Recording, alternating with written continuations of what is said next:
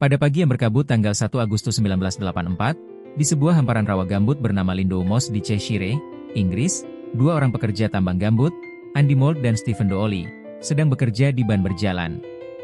Pekerjaan mereka monoton, memilah bongkahan gambut yang akan digunakan untuk bahan bakar atau perkebunan. Halo, berjumpa lagi bersama True Story. Pagi itu saat mereka sedang bekerja tiba-tiba, Andy melihat sebuah benda bulat, leateri, kenyal seperti kulit, dan berlapis lumpur hitam keluar dari mesin pemotong. Sambil bercanda, ia melemparkannya ke arah rekannya, mengira itu adalah bola sepak kuno atau ban dalam yang sudah tua.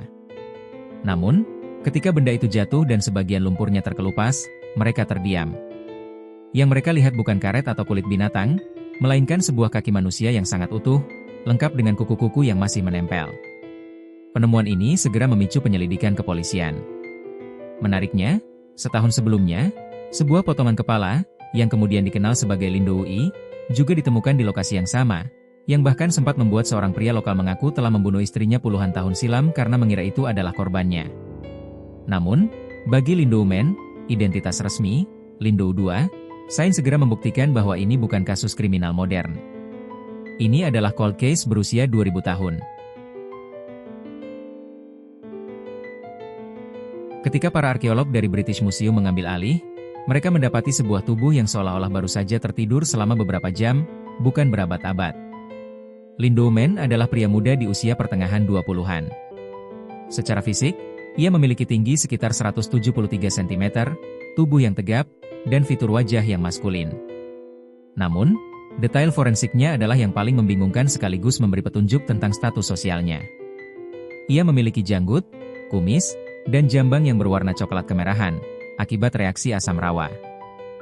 Yang mengejutkan, rambutnya dipotong dengan sangat rapi menggunakan gunting atau pisau cukur yang sangat tajam, teknologi yang langka dan mahal di zaman besi.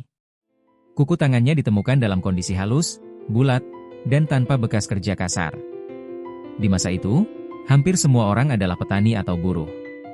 Tangan Lindow Man menunjukkan bahwa ia adalah seseorang yang tidak pernah melakukan kerja fisik berat.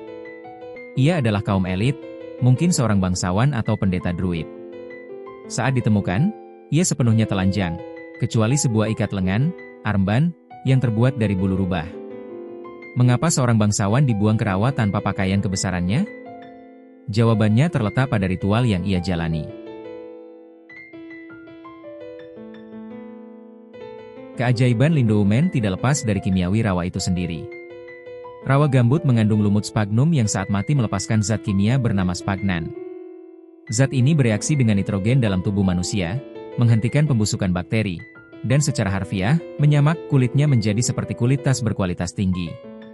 Oksigen yang sangat minim, anaerobik, di dalam air rawa memastikan organ dalamnya, termasuk sisa makanan di perutnya, tetap utuh seperti saat ia meninggal. Lindow Man tidak mati dengan perut kosong. Apa yang ia makan beberapa jam sebelum nyawanya dicabut memberikan gambaran tentang sebuah upacara yang sangat spesifik. Analisis mikroskopis pada lambungnya menemukan sekitar 20 gram sisa makanan. Itu bukan makanan mewah layaknya perjamuan raja, melainkan kue gandum panggang, gridle cake, yang terbuat dari gandum dan jelai. Menariknya, kue ini ditemukan dalam kondisi gosong atau terbakar sebagian. Dalam tradisi Celtic kuno, ada sebuah ritual bernama Beltane. Mereka akan membagi kue gandum, dan siapapun yang mendapatkan bagian yang gosong, disebut bagian nasib buruk, akan dianggap sebagai orang yang terpilih untuk dikurbankan guna memastikan keselamatan komunitas. Lebih dalam lagi, ilmuwan menemukan serbuk sari mistletoe, benalu, di dalam ususnya. Dalam catatan Pliny the Elder, penulis Romawi kuno, mistletoe adalah tanaman yang paling suci bagi para druid. Tanaman ini hanya dipetik dengan sabit emas dan dianggap memiliki kekuatan magis luar biasa.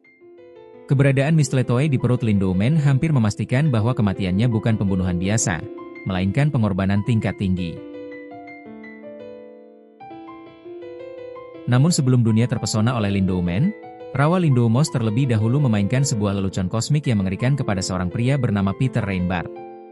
Pagi itu, 13 Mei 1983, Andy Moult sedang menjalankan rutinitasnya di pabrik pengolahan gambut. Pekerjaannya sederhana namun membosankan. Berdiri di samping ban berjalan, conveyor belt, dan memilah benda-benda asing, seperti batu atau kayu keras, agar tidak masuk ke mesin pencacah. Aroma tanah basah dan suara deru mesin yang memekakan telinga adalah teman sehari-harinya. Tiba-tiba, mata Andi menangkap sesuatu yang menggelinding di antara bongkahan tanah hitam. Sebuah objek bulat, seukuran bola sepak, tertutup lumpur pekat. Mungkin bola kulit tua yang terbenam, pikirnya.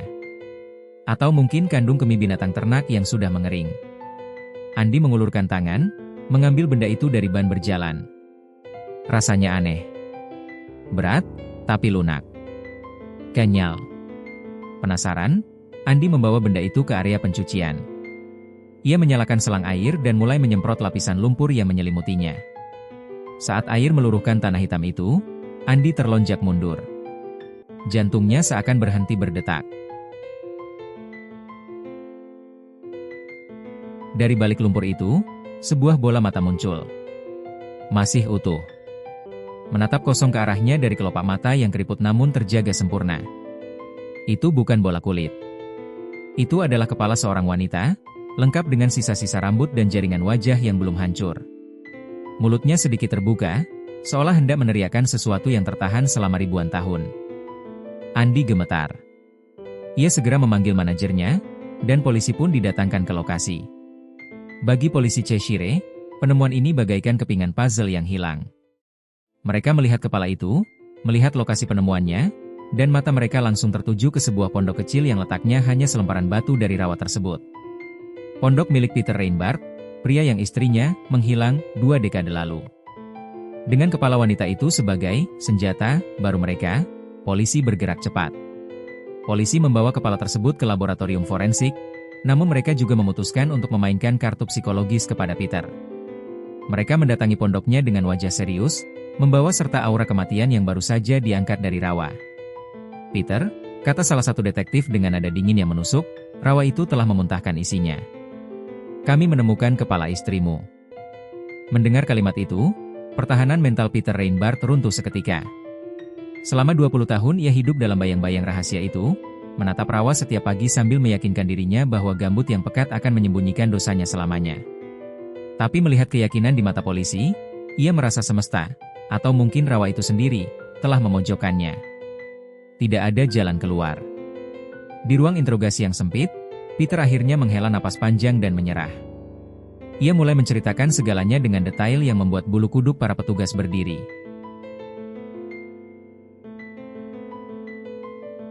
Ia mengaku bahwa pada suatu sore di tahun 1960, Malika, istrinya yang flamboyan, mengancam akan membongkar rahasia bahwa Peter adalah seorang gay. Pada masa itu, di Inggris, homoseksualitas masih dianggap sebagai tindakan kriminal yang bisa memenjarakan seseorang. Malika berniat memeras uang darinya sebagai tutup mulut. Pertengkaran hebat pun meledak. Dalam kemarahan yang memuncak, Peter mengguncang tubuh Malika terlalu keras, hingga wanita itu jatuh terjerembab dan tidak bergerak lagi. Hening. Panik melanda. Peter memutuskan untuk memotong-motong tubuh istrinya menggunakan kapa agar lebih mudah disembunyikan. Ia mencoba membakar sebagian tubuhnya di perapian pondok, namun tulang-tulangnya terlalu keras dan tak mau hangus menjadi abu. Putus asa, ia membawa sisa-sisa tubuh itu ke halaman belakangnya yang berbatasan langsung dengan rawa Lindau Moss. Di sanalah, ia membenamkan potongan-potongan itu ke dalam lubang gambut yang dalam dan basah. Sudah begitu lama, katanya lirih kepada polisi, wajahnya pucat pasi. Saya pikir saya tidak akan pernah ketahuan. Berdasarkan pengakuan lengkap itu, Peter Reinbart ditahan. Kasus ditutup. Polisi merasa lega karena akhirnya mendapatkan keadilan bagi Malika. Mereka yakin kepala itu adalah bukti pamungkas. Namun, mereka tidak tahu bahwa alam semesta sedang menyiapkan plot twist yang jauh lebih tua dari Peter, Malika, atau bahkan pondok itu sendiri. Namun, cerita ini memiliki ending yang membuat para ilmuwan geleng-geleng kepala. Saat Peter duduk di sel tahanan menunggu pengadilan, kepala yang ditemukan di rawa itu dikirim ke Universitas Oxford untuk analisis penanggalan karbon, karbon 14. Para ilmuwan curiga karena kondisi kepala itu terlalu bagus untuk mayat 20 tahun, namun struktur tulangnya terasa kuno. Hasilnya keluar dan mengejutkan semua orang. Kepala itu bukanlah Malika de Fernandes. Kepala itu adalah seorang wanita, kemungkinan besar, yang hidup pada masa Romawi, sekitar abad ke-2 Masehi. Kepala itu sudah berada di sana selama lebih dari 1.700 tahun. Artinya, kepala itu, yang kemudian dikenal sebagai Lindoi atau Lindo Woman, sudah ada di dalam rawa jauh sebelum kakek buyut Peter Reinbart lahir, bahkan sebelum Inggris modern ada. Ketika pengacara Peter mengetahui hal ini, mereka mencoba mencabut pengakuan kliennya. Argumen mereka logis, polisi menekan klien kami dengan bukti palsu.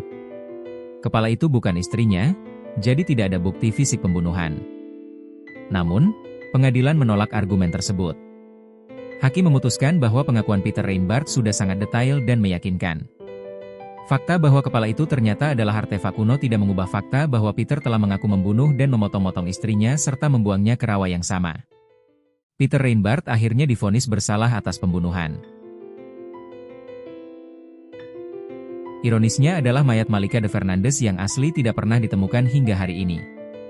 Kemungkinan besar, sisa-sisa tubuh Malika masih ada di suatu tempat di kedalaman Lindau Moss, mungkin hanya beberapa meter dari tempat ditemukannya kepala wanita Romawi itu, atau mungkin sudah hancur lebur menjadi tanah gambut.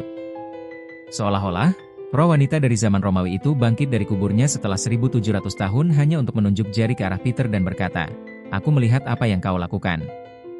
Ketika pintu sel penjara tertutup mengurung Peter Reinbart, Lindau Moss kembali sunyi. Rawa itu seolah-olah telah menyelesaikan satu urusan kecil, menjebak seorang pembunuh modern dengan umpan kepala berusia 1700 tahun. Sebuah ironi yang kejam, tapi efektif. Namun, rawa itu belum selesai. Ia masih menyimpan harta karun utamanya. Setahun setelah drama Peter, pada Agustus 1984, ketika Andy Mole kembali menemukan potongan tubuh manusia, kali ini Lindo Man yang asli, para ahli forensik tidak lagi tertipu. Mereka tidak lagi mencari istri yang hilang. Kali ini, mereka mengundang Dr. Ian West, patolog forensik legendaris dari Guy's Hospital yang biasa menangani kasus-kasus terorisme dan pembunuhan tingkat tinggi di London. Di bawah lampu operasi yang dingin, Dr. West menyadari sesuatu yang mengerikan. Jika Peter Reinbart membunuh istrinya dengan kepanikan yang berantakan, pembunuh Lindo Man melakukan tugasnya dengan presisi yang dingin dan kalkulasi matematika. Tubuh di meja otopsi itu tidak hanya dibunuh. Ia dimatikan berkali-kali. Bayangkan suasana hari itu, sekitar 2000 tahun yang lalu. Tidak ada teriakan, tidak ada pergulatan di lumpur. Lindo Man, sang bangsawan muda dengan kuku yang terawat rapi, berjalan ke titik yang telah ditentukan di tengah rawa.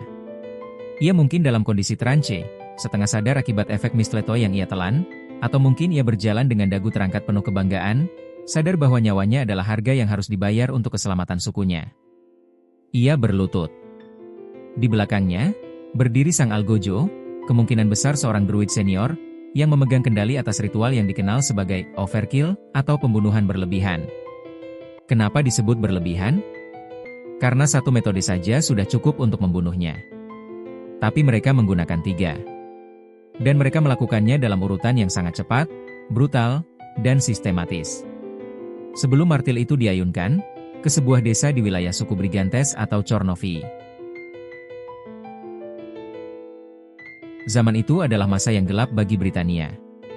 Udara tidak hanya dingin karena musim, tapi juga tebal oleh ketakutan. Di selatan, monster sedang merayap naik. Orang-orang besi, Legiun Romawi, sedang berekspansi, melahap suku demi suku, membakar hutan suci, dan membantai para druid. Bagi masyarakat Celtic di Cheshire, dunia mereka sedang diambang kiamat.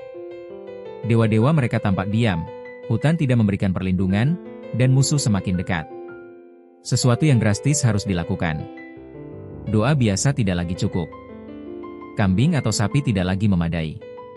Para dewa menuntut mata uang tertinggi, darah seorang bangsawan. Malam sebelum eksekusi, atau mungkin pagi buta itu, sebuah upacara besar digelar. Api unggun dinyalakan. Para druid, dengan jubah putih mereka, memimpin ritual untuk memilih siapa yang akan menjadi duta besar bagi kaumnya. Siapa yang akan dikirim menemui para dewa untuk memohon keselamatan. Disinilah kue gandum, yang ditemukan di perut Lindo Man, memainkan peran kuncinya. Dalam tradisi Celtic kuno, sebuah kue datar, bannock, dipanggang di atas batu panas. Satu potongan sengaja dibiarkan gosong hingga menghitam. Potongan ini disebut the black bit atau potongan hitam. Kue itu kemudian dipecah-pecah dan dimasukkan ke dalam kantong atau dibagikan secara acak. Para pria muda dari kalangan elit berbaris. Jantung berdegup kencang, bukan karena takut mati, tapi karena besarnya tanggung jawab itu. Lin Do-men maju.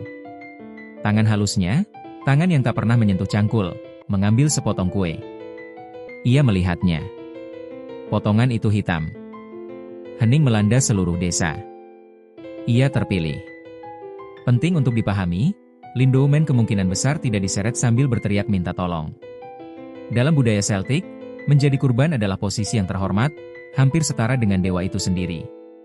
Ia menjadi Parmakos atau Scapegoat, kambing hitam yang akan menyerap semua dosa, kesialan, dan ancaman yang menimpa sukunya, lalu membawanya pergi ke dunia lain. Mungkin karena itulah ia diberi minuman yang mengandung mistletoe. Selain sebagai simbol kesucian, ramuan itu mungkin bertindak sebagai sedatif ringan atau penguat keberanian spiritual.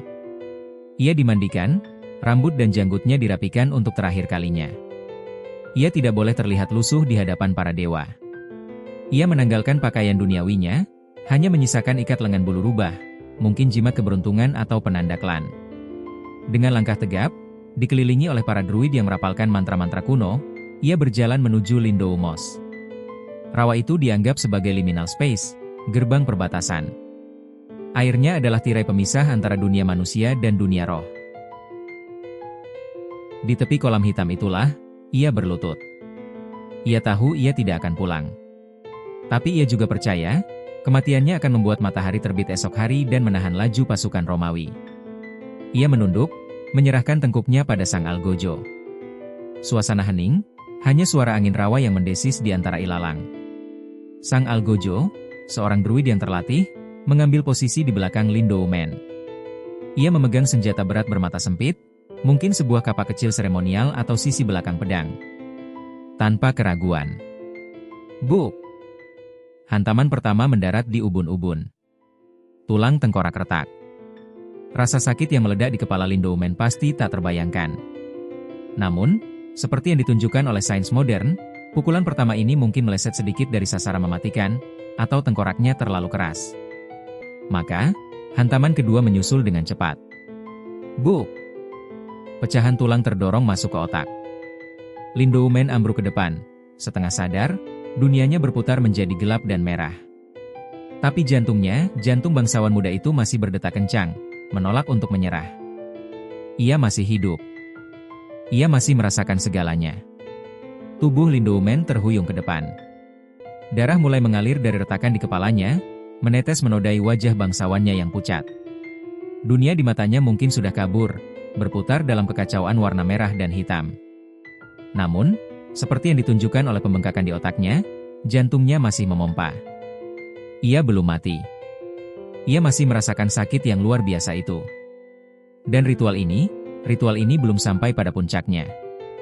Sang algojo tidak memberi jeda. Tubuh Lin Do-men terhuyung ke depan.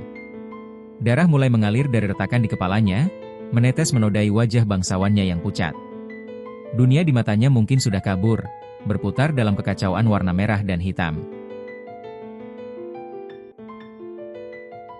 Namun, seperti yang ditunjukkan oleh pembengkakan di otaknya, jantungnya masih memompa. Ia belum mati. Ia masih merasakan sakit yang luar biasa itu. Dan ritual ini belum sampai pada puncaknya. Sang algojo tidak memberi jeda.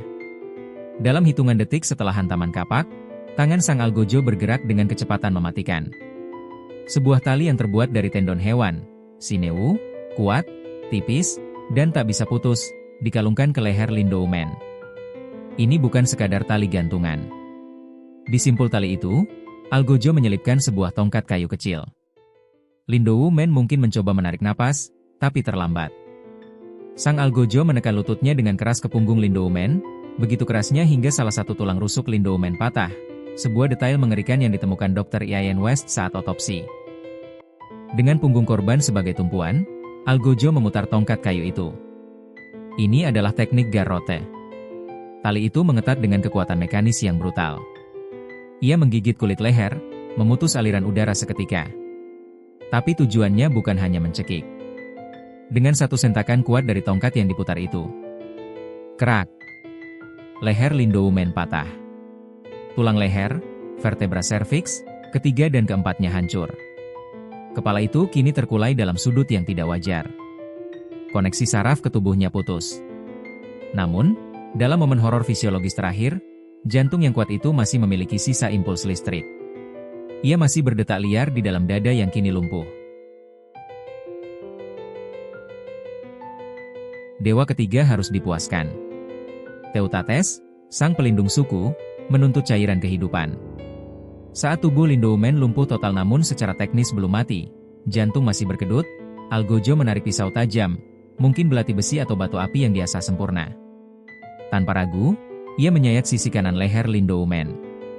Targetnya spesifik, vena jugularis. Lukanya dalam dan menganga. Karena jantungnya masih memiliki sisa detak terakhir, darah tidak hanya merembes, tapi memancar keluar. Darah merah segar menyembur, tumpah ke atas tanah gambut yang dingin dan hitam.